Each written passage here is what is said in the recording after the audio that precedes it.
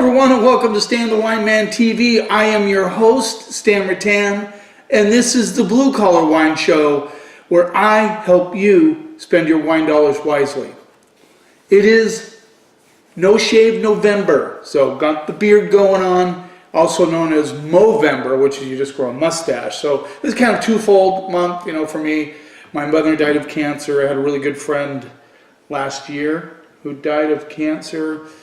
It's a terrible thing. Cancer is a terrible thing. I know a lot of people have been affected by it. So this is just kind of a, I have compassion for that, and just want to recognize the fact that we've come a long way in helping to cure cancer, or not cure it, but help people get over cancer. And men's health. Mourvedre, there's a lot of issues with men's health. So I'm just showing the love for men's health and for cancer patients, and hopefully one day those will be few and far between.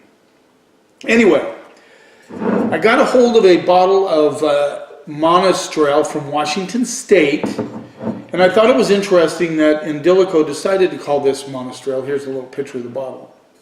This is a 2014 Indelico Monastrell, Yakima Valley, Washington, and it rolls in at $20. I want to give it a try, mainly because I was curious about it, them calling it Monastrell, and this is why. In France, it's known as Mourvedre. In fact, pretty much universally it's known as Mourvedre, but in Spain they call it Monastrell. In fact, that's probably the original name of the grape, is Monastrell, so that is correct, Monastrell. What happened was the French got some vines from this town that sounded very close to Mourvedre, and so they named it Mourvedre. That's how it came about. It's really not that complicated, but this is a problem sometimes with the wine world, and why there's so many of these now people trying to simplify wine, make it easy, all that. Basically, just look it up, Google it, and you'll find out right away that Monastrell and Mourvedre are the same exact grape, sometimes called Mateo as well. I spent my entire wine career trying to find out people's palates to help them find the right wine and what they like to spend. And so I have people that walk in the store, and I know they come to me and say, Stan, you know what I like? Pick something out for me.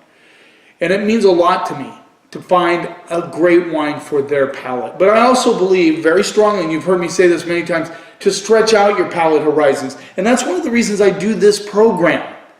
Not only to help you spend your wine dollars wisely, but to help you try to find new wines and learn new things about wines. And I really appreciate comments and input from you guys on what you want to see in this show. Do you like shorter versions? Do you like longer versions? I've been trying to keep everything under 15 minutes. They've all been around 12 minutes. This one will probably be shorter because we're only doing one wine. Do a little rinse here. I want to know, and I like the input. I'm very happy that the channel is growing, and I'm very happy that you're watching it. But you, especially you vendors of mine that watch this, come on, give me some ideas. What would be good? I have gotten some ideas before, and I've used them, so I do appreciate that. I want to know what you guys want to see. So this is a 2014 Indelico Monastrell, Yakima Valley. Yakima Valley is one of my favorite regions in the state of Washington. You've heard me say it before, my favorite region is Red Mountain. But Yakima Valley has probably one of the most iconic vineyards in the state of Washington. DeBrule Vineyards is in Yakima. So there's some really good fruit that comes out of Yakima Valley. Let's see what we get on the nose. I'm getting a little bit of barbecue spice, some cherry notes for sure, big time cherry notes. Red flowers, tobacco for sure. And a little bit of like dried cardboard. I get that a lot in wines. It's really curious to me. Maybe I'm just weird. I don't know. I don't know if anybody else gets that, but I do. I smelled the wine the other day. I swear to you, it smelled like I just walked into an outhouse, a porta potty. It smelled just like that. Now, we have 3 people around. Of course, the sales rep didn't think so. And another sales rep came and tried it. She thought maybe, yeah, that possibly could be. And then Another guy tried it and he said he didn't really get that out of it, but I got it. It was strong. Of course, it blew off. That's one of the things with wine, you know, you have to be careful. Your initial judgment, don't let it turn you away from the wine. I know we don't like the smell of the porta potty, but the wine turned out to be really good. I bought some for the store. It's really inexpensive, but it's good wine. There you go. Don't let the nose always fool you. All right, let's see what we get on the palate.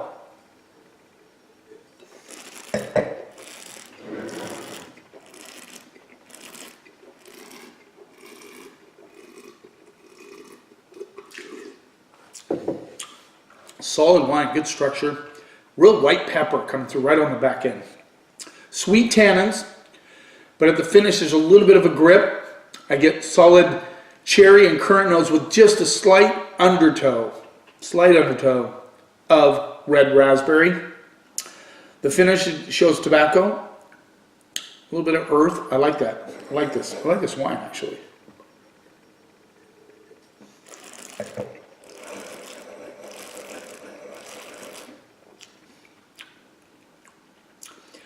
Mourvedre or Monastrell, tiny berries, thick skin, highly tannic. You get the tannins in this, but they're sweet, so it's approachable. I would pair this easily with prime rib steaks, barbecue, might be barbecue chicken, anything barbecued, pork ribs would be really good with this. Solid wine. I think this is a real crowd pleaser, and I do like the price of $20. Sometimes in Washington State, you get, or any place outside of where, like Spain, it's ridiculous what you can get for next to nothing. But you know, like Malbec in the United States is very expensive compared to Argentina. But I'm happy to see the $20 price point. I like that. I like the wine, good structure. You could lay this down for 5 years. It's got good acidity. My mouth is kind of watering just a little bit from the acidity. I like it. I'm going to go B+, A- on this wine. Solid wine, worth every bit of money. Please comment for me, please. I appreciate it. Thanks for watching. Thanks for taking a few minutes out of your day, to do this. I hope you're learning things about wine. That's really what this is all about, and finding some good values. Hook up with me on Instagram, Stan the Wine Man, and Twitter, @Stan the Wine Man. You keep watching, and I'll keep helping you spend your wine dollars wisely.